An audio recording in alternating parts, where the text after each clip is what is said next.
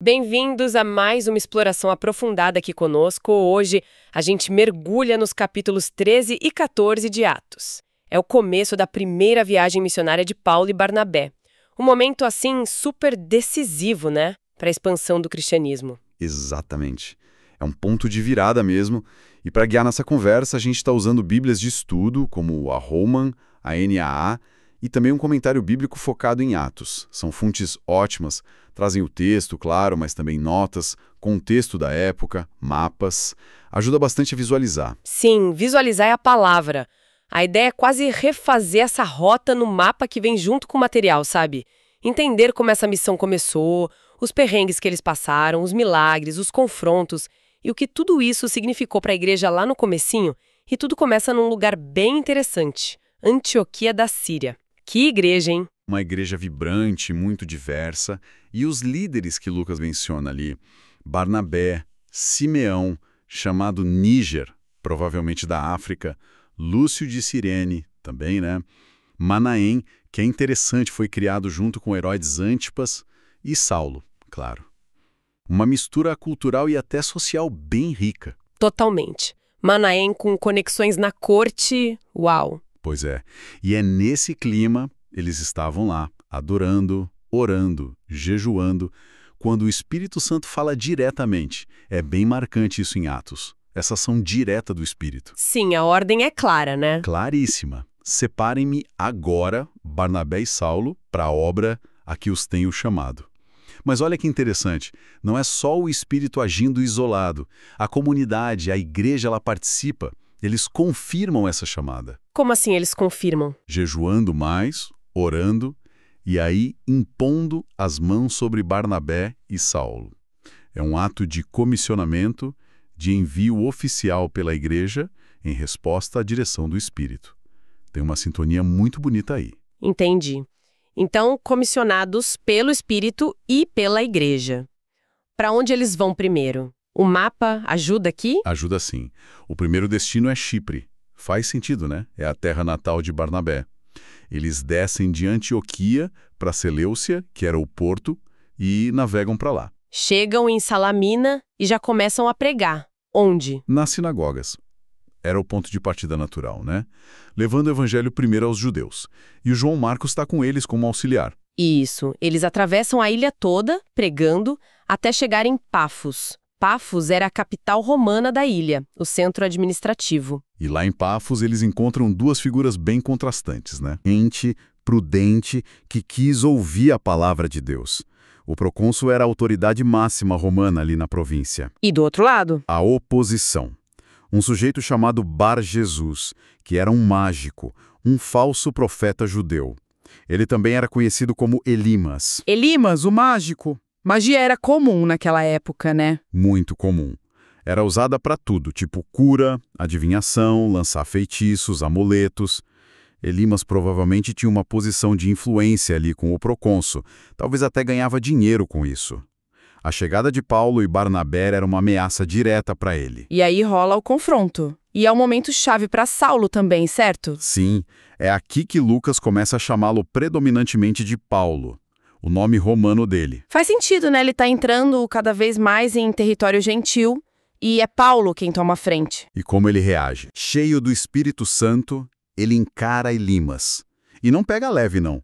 Chama ele de filho do diabo, inimigo de toda justiça, acusa ele de perverter os caminhos de Deus. Nossa, palavras duras. Muito duras. E não fica só nas palavras. Paulo anuncia um juízo ali, na hora. Elimas vai ficar cego por um tempo. E acontece mesmo. Imediatamente. O texto diz que trevas e escuridão caíram sobre ele e ele começou a procurar alguém para guiá-lo. E imagina a cena. Impactante demais. E o procônsul Sérgio Paulo? Vendo aquilo tudo, ele crê.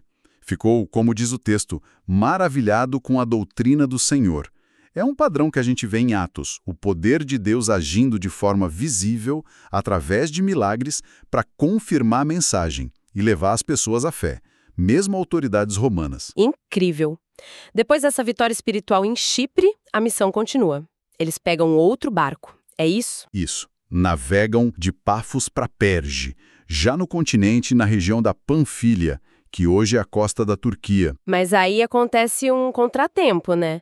Com o auxiliar deles. Sim, o João Marcos decide voltar para Jerusalém.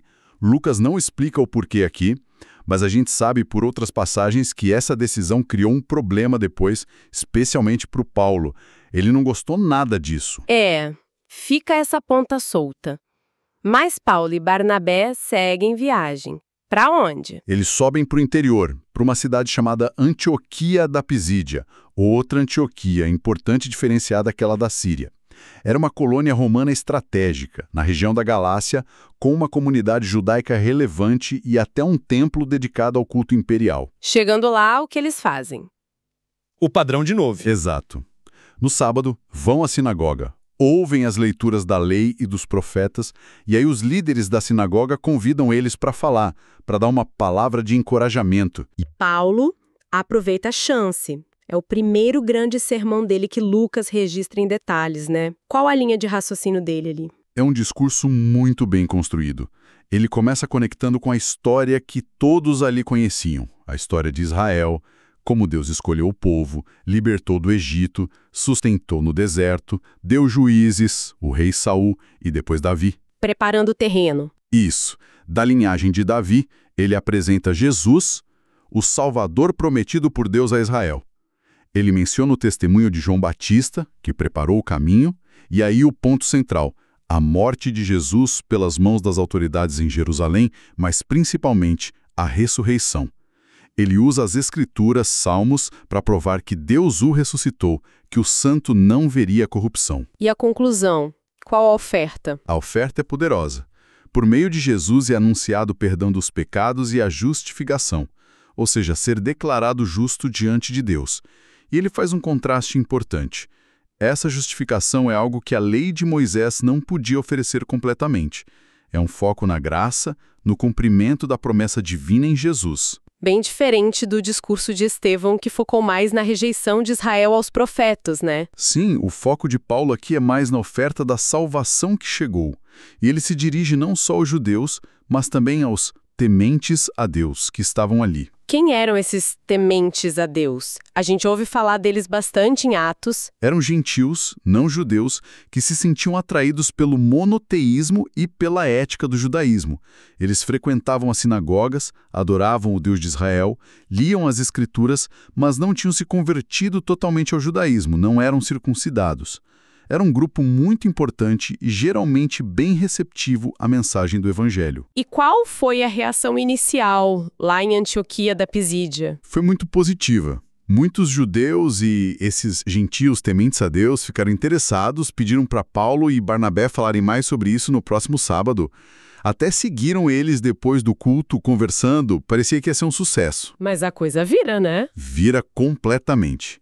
No sábado seguinte, a notícia se espalhou. O texto diz que quase toda a cidade se reuniu para ouvir. Isso causou uma reação muito forte nos líderes judaicos que não tinham crido. Inveja. Muita inveja, segundo Lucas. E aí eles começaram a contradizer o que Paulo dizia, a insultar, a blasfemar. A oposição ficou aberta e agressiva. Ok, vamos analisar isso. Como Paulo e Barnabé lidam com essa rejeição explícita? Com muita coragem e clareza teológica. Eles falam diretamente para esses judeus opositores: olha, era necessário que a palavra de Deus fosse pregada primeiro a vocês. Mas já que vocês a rejeitam e não se consideram dignos da vida eterna... Que frase forte. Fortíssima. Eis que nos voltamos para os gentios. E para fundamentar isso, eles citam Isaías 49,6. Eu o coloquei como luz para os gentios, para que você seja para salvação até os confins da terra.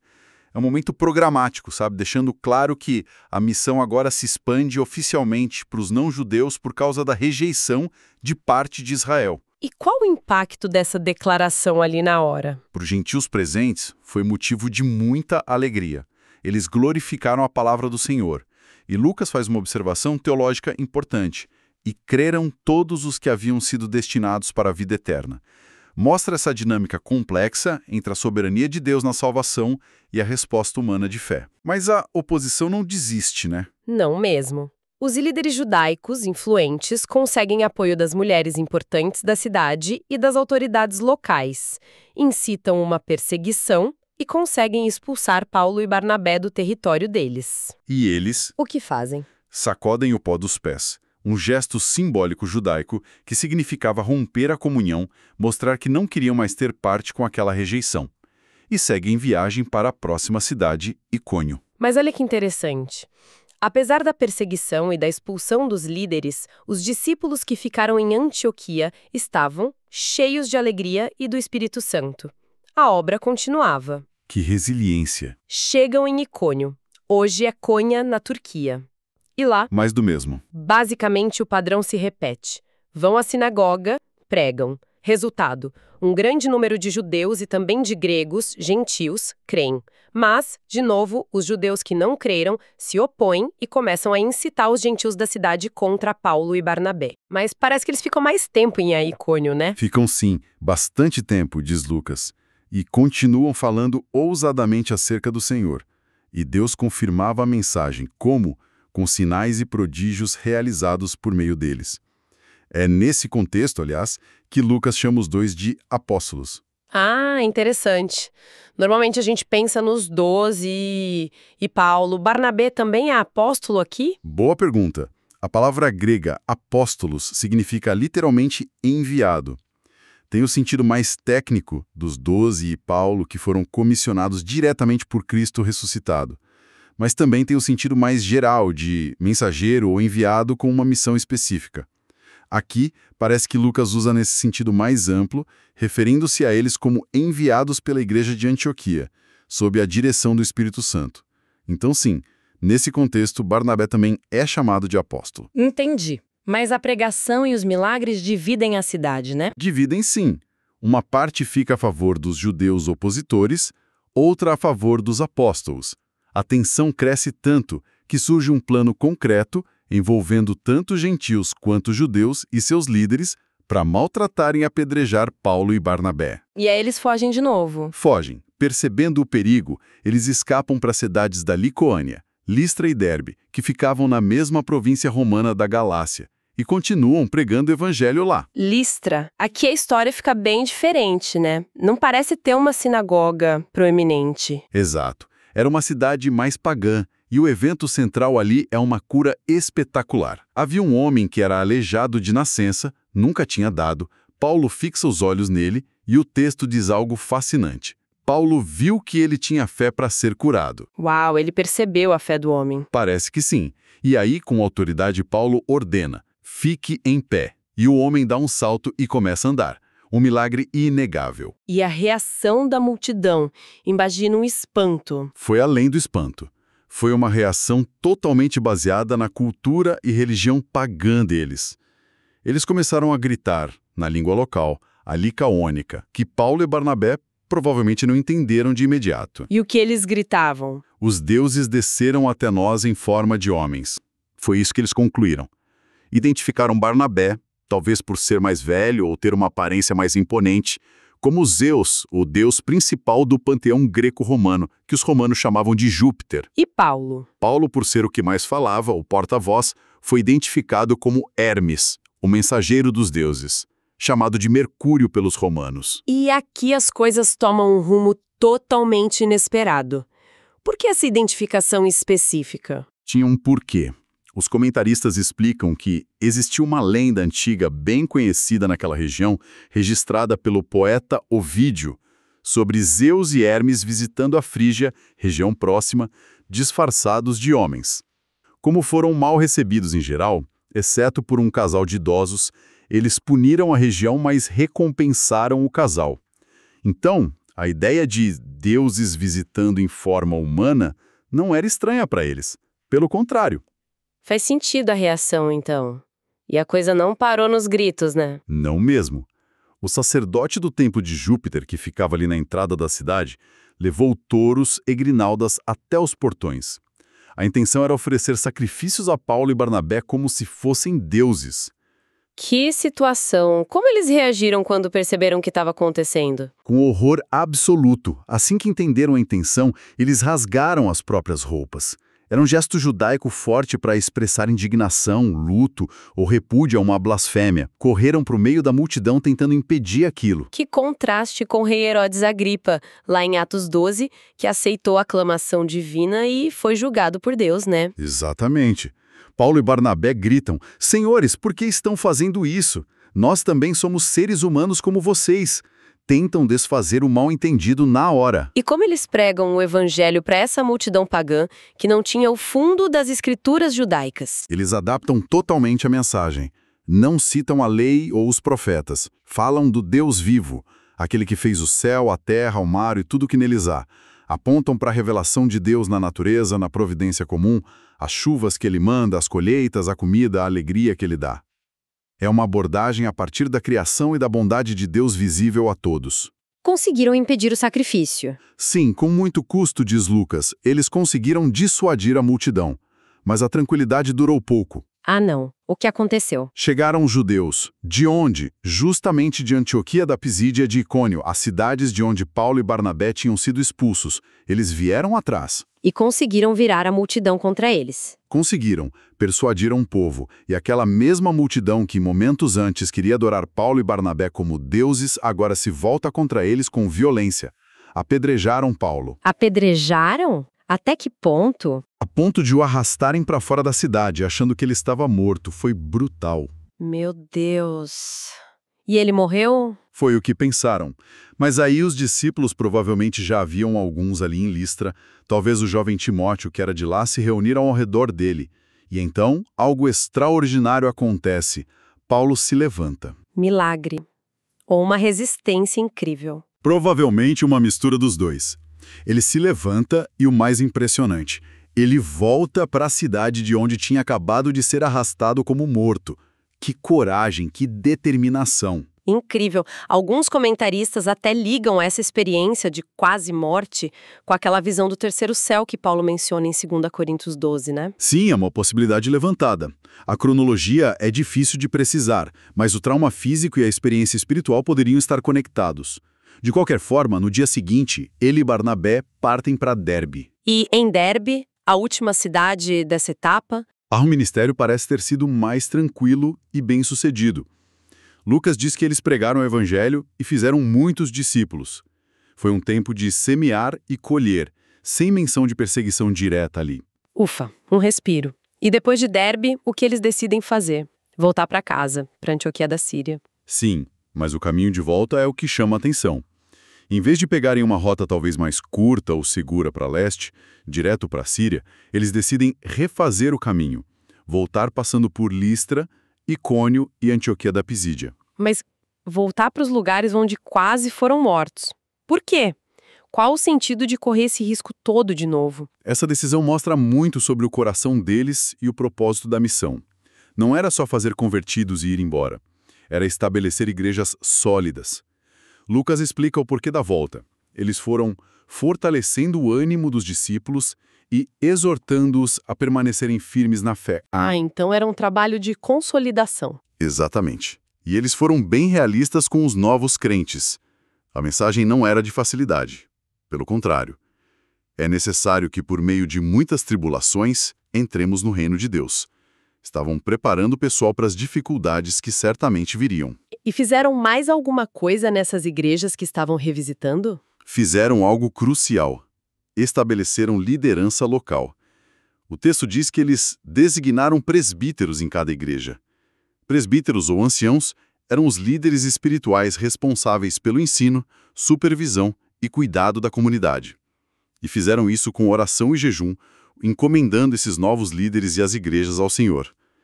Isso mostra a importância da estrutura, do discipulado contínuo, da organização para a saúde da igreja a longo prazo. Muito importante mesmo. Depois de revisitar essas cidades na Galácia, qual o trajeto final de volta? Eles descem pela Pisídia, passam de novo pela Panfilha, pregam rapidamente em Perge, onde não tinham pregado na ida, vão até o porto de Atalha e de lá navegam de volta para Antioquia da Síria, a igreja que os tinha enviado originalmente. Missão cumprida, então. Chegam em casa. E aí? Reúnem a igreja toda e fazem um relatório da viagem. Contam tudo o que Deus fizera por meio deles. É uma ênfase importante. Deus agiu por meio deles. E qual foi a grande manchete desse relatório, digamos assim? A frase final que Lucas registra é a chave. Contaram como Deus havia aberto a porta da fé aos gentios. Essa era a grande novidade, o resultado mais significativo e transformador dessa primeira viagem. A porta estava oficialmente aberta. Então, fazendo um balanço geral, quais foram os grandes resultados e significados dessa primeira expedição? Olha, foi um divisor de águas. Primeiro marcou o início da expansão missionária planejada e deliberada do Evangelho para fora das fronteiras judaicas, alcançando novas regiões e culturas. Segundo, resultou no estabelecimento de igrejas concretas, comunidades de fé, com uma presença significativa, às vezes majoritária, de gentios. Terceiro, estabeleceu um certo padrão para o ministério de Paulo, que a gente vai ver se repetir. Começar na sinagoga, mas se voltar para os gentios diante da rejeição. E mostrou outras coisas também, né? Sim, mostrou o papel importante dos milagres como confirmação da mensagem. Mas também deixou claríssima a realidade da oposição, da perseguição, do sofrimento, como parte intrínseca do avanço do Evangelho.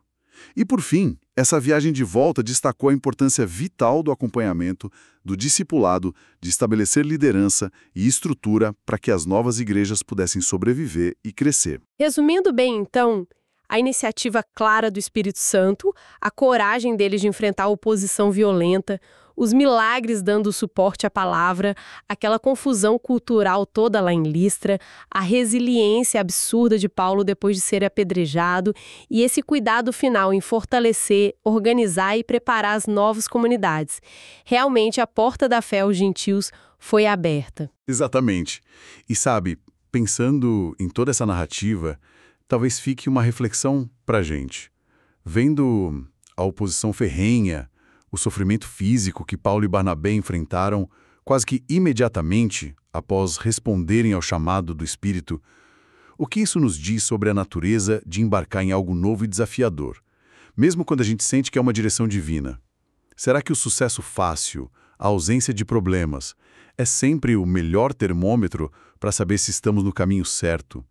Ou será que, talvez, a medida da fidelidade, do propósito sendo cumprido, se revela justamente na perseverança apesar das tribulações? Talvez redefina um pouco o que a gente considera sucesso numa jornada de fé, né? Fica aí algo para pensar sobre essa dinâmica complexa de chamado, resposta e o mundo real.